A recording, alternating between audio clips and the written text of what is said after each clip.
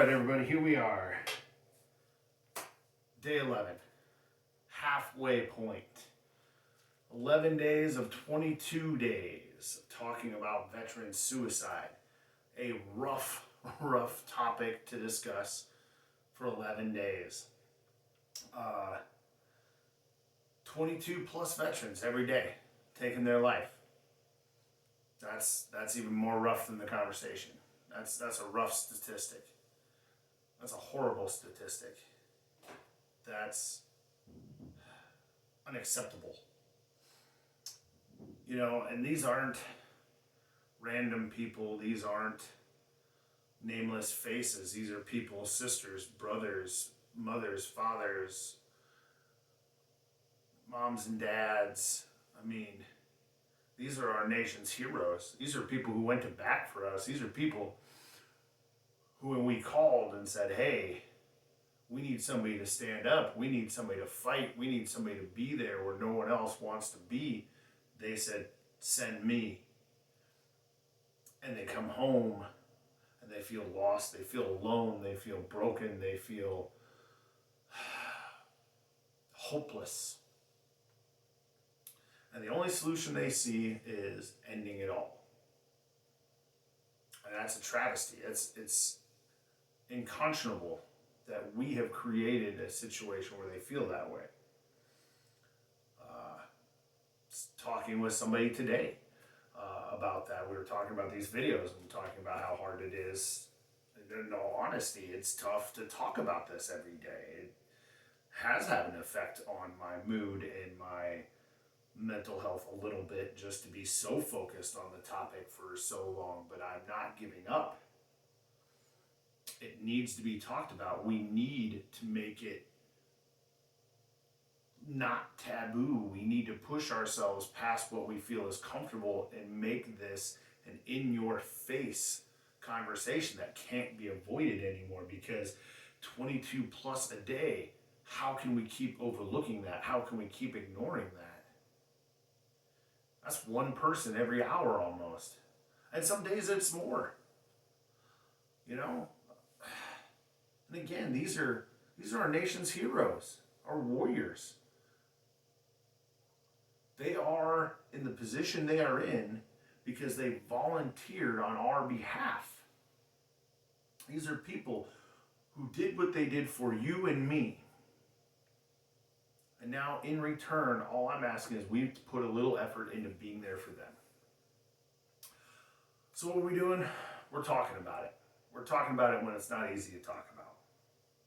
We're talking about it when you feel depressed, and we're talking about it when we feel run down. We're talking about it when we feel tired. We're talking about it when we don't feel well. Because we can't give up on these people because it gets hard on us. It's already too hard for them, and we can't say, oh, it's too hard for me too, so do what you're gonna do, or wait for the next person to come along and be their helping hand, because that next person isn't coming along. We are that next person. We are the last line for these people, for these brave men and women who need help. So here we are, we're raising money for Mission 22. It's a great organization. I believe very much in what they're trying to do. We're trying to end veteran suicide. They're providing educational opportunities. They're providing help, hotlines, mental health checks. They're, job help. Anything you could need when you're feeling down and out, they're going to be there for you. Anything they can do to get you to put that gun down, put those pills away, to give yourself that one more chance. And to think, it all started because I watched a video on Facebook and saw a guy do 22 push-ups and thought, wow, I got an idea. And I took that and I said, hey, here's this thing that people are doing just to bring awareness. But are we doing it enough? Are we bringing enough awareness? And I said no. So here I am, 11 videos in on a 22 video extravaganza that I felt many of you were getting tired of, but the last couple days when I was feeling a little loss of hope, You guys have been there for me and said, no, man, these are really making a difference. I know it's a heavy topic, but I enjoy watching these because it's something we need to discuss, and it's something I'm glad to see you addressing. Just when I start to think maybe I need to give up on this mission, I get a boost in the arm from you people because you are all so amazing and you're all so giving and helpful. Right here, this painting. Painted this myself to depict my own experiences. And I thought to myself, you know what? That's how I'll do it. I'll raise a few bucks, I'll sell my painting, 25, maybe I'll get lucky, maybe 50 bucks, and I'll give it to a charity. I'll feel real good about things. Right now, whoop, still good. Current bid, $25. If you want in on this, please bid. I want this thing to go through the roof. I will admit the artwork may not be fantastic, but the meaning behind it is there. And more importantly, the mission this painting is on is important. Because every dime of what goes into the auction for the painting rolls into the fundraiser. And that's just it. Fundraiser was a second thought. That came after somebody reached out to me and said, hey, I love what you're doing. I love your message. I love your mission. What are we going to do? How about I just give you money? Keep the painting. I just want you to put this towards a good cause. And now here we are. $1,750 deep on this. I expected 50 bucks. $1,700 more than I expected in 11 days. Because every one of you care. You care for these men and women who gave all for you. They gave up their lives. They gave up their time with their family. They gave up their humanity for us. They accepted they were going to go someplace awful to face the horrors of this world that we, sitting at home, get to ignore, get to pretend aren't real. They had to face death. The likelihood of their own, the death of their friends, the death of their enemies, the death of innocent civilians. Now, that's not meant to be some sort of political statement on war. It's the realities of war. All of that happens. Everybody sees that when they're in that setting. You don't get to shut that off when you come home. These men and women sacrificed their very humanity for us and embraced the evils of this world on our behalf. The least we can do is give them a hand up. So, you have answered the call. $1,750 by day 11. But I've got some fantastic news. So, talked with we'll call him an anonymous sponsor. It's a tough phone call. I mean, one, we discussed how hard some of this has been, to have this conversation night after night after night after night. It's not easy. I know watching these has got to be hard. Affects your mood for the day, possibly. Try being the guy talking about it every day. I mean, it's not easy. But it's worth it if we can stop even one person from pulling that trigger. So here we are, day 11, and I'm talking to this person, and we're discussing how difficult it is for people to make that adjustment from wartime environment to home life, and the difficulty in opening up and sharing your experiences, and the difficulty in being on the other side of that, and how hard it is to listen to these things, because it's tough to embrace the reality of what somebody had to go through in that environment and on your behalf. When you start talking to a veteran who's really struggling, they really begin to share what they have seen and what they have done, and you haven't been in that setting, it can be overwhelming to hear and face the reality of what they saw, what they did, what they've experienced. Now try imagine being that person and feeling you have nobody to share that with.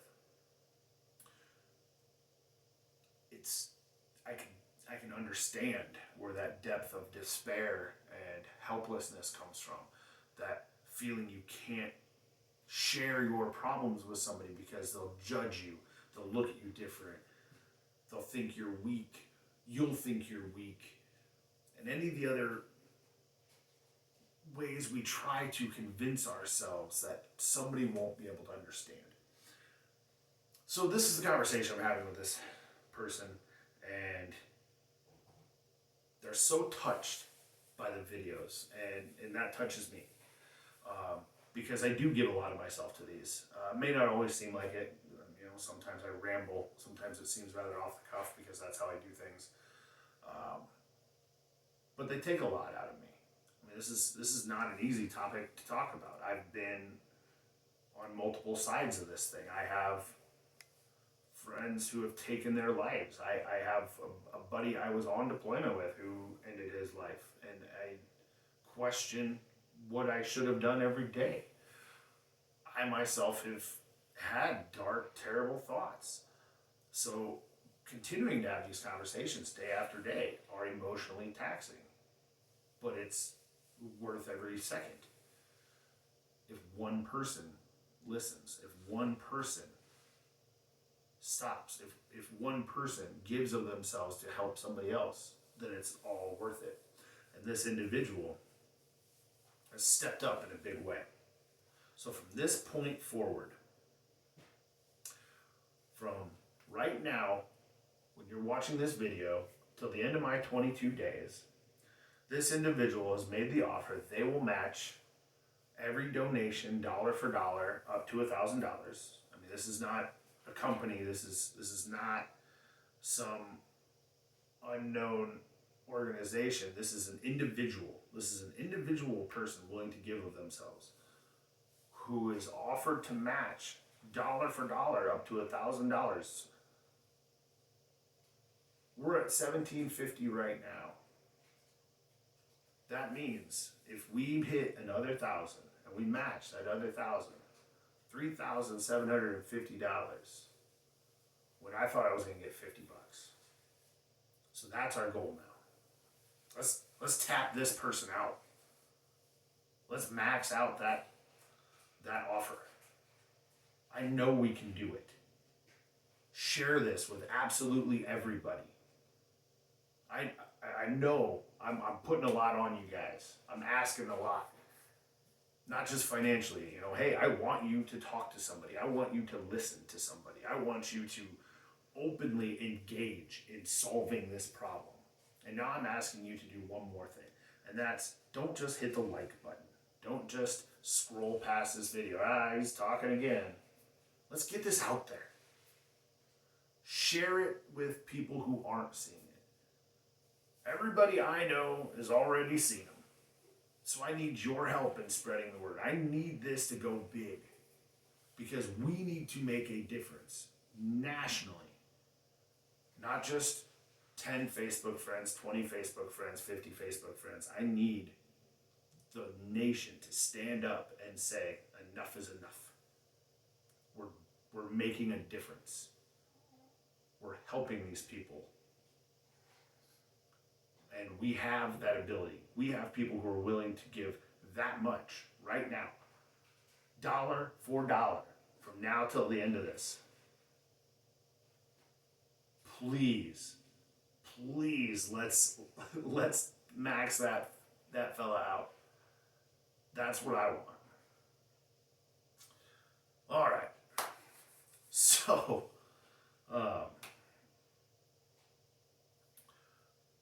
one of the interesting things about the military on deployment is everybody thinks that there's some guy, some lowly private, in many cases there is, who has to do the dirtiest of the dirty jobs. And there are. But there are also some jobs that are done by what we call TCNs, or third country nationals. These are individuals from countries not the United States and not the country we are actively in, but from another country, Bangladesh, India, various other locations. Those are just things that stood out in my mind that I recalled. Pakistan, maybe. That might be wrong. So anyway, individuals from other countries who have an opportunity to, as contractors, make a little money, probably more than they make at home. So they come and do jobs for us, whether it be some of the truck drivers. In particular, there were several who were responsible for cleaning the porta johns on some of the camps, ours in particular. And a couple of interesting scenarios. So there was two trucks, distinctly remember, that sucked the crap out of the johns where we were. And we called them Big Stinky and Little Stinky. One was a full-size tanker. One was a smaller, just septic truck, like you've probably seen driving around from time to time. So we called it Big Stinky and Little Stinky. And Big Stinky, the guy who drove that, was a super nice guy. One of the weirdest things I think I can think of that I've ever done as far as regrettably eating something is I was given a chunk of falafel that sat on this guy's seat for an unknown amount of time. Again, this individual's job was to drive around a truck full of poop. Did not wear gloves. And yet I'm accepting food from him and go, oh, why not? Extremely delicious, actually. And the other thing I remember that really stands out to me, that I will never, ever in my life have the ability to forget, is so when we were on deployment, we were QRF for the majority of the time we were there, but the first 2 months or so, my platoon was on camp defense, so gate security, things of that nature. Guard towers. So I remember there was a day when you were on gate security, Big Stinky would have to cruise onto the base, pump all the crap, drive back off, pump it out somewhere, get rid of it, come back, do it again. At that time, procedure was when he came back, we had to inspect every vehicle, make sure there were no explosives or anything. So somebody, every time, in the desert heat, 120, 130, whatever it was, plus, had to pop the hatch on that tanker, shove their head down into a tanker that has spent an indeterminate amount of time transporting human waste and human waste only. I can say in complete honesty, I threw up in that tanker a number of times. One of my absolute least favorite memories, as far as if there is a smell that sticks with you for life, that's one of them that I'm stuck with for the rest of my life. I feel like I have nose hairs that are permanently curled from sticking my face in this giant tanker of crap in the middle of the blazing desert heat.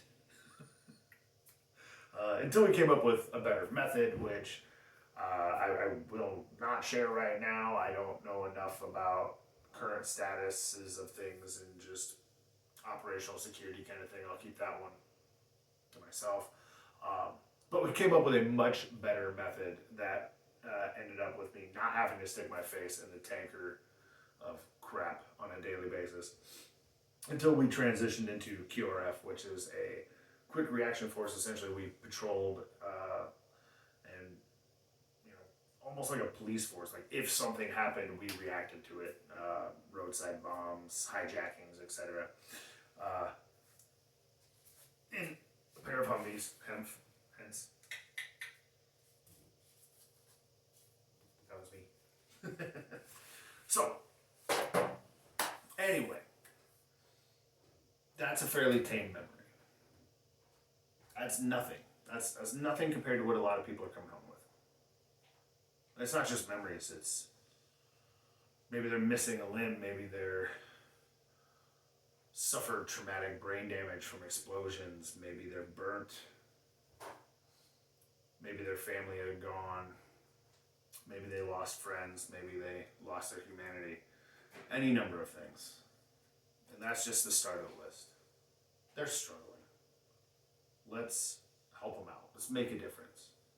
Let's kick this thing into high gear. We were in cruise the first half of this. Now we're on the downhill slope. Now we can pick up speed. We've got our anonymous sponsor who's willing to match dollar for dollar. Let's make him regret it. let's max him out. Let's do it. So, another special day. We're just gonna knock out some classic push-ups. Just feeling them. All right.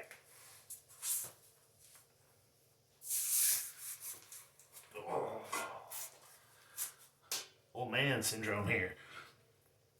1, 2, 3, 4, 5, 6, 7, 8, 9, 10, 11, 12, 13, 14, 15, 16, 17, 18, 19, 20, 21, 22. 22 a day is 22 too many. We can do better. We need to do better. So get out there. Make a difference.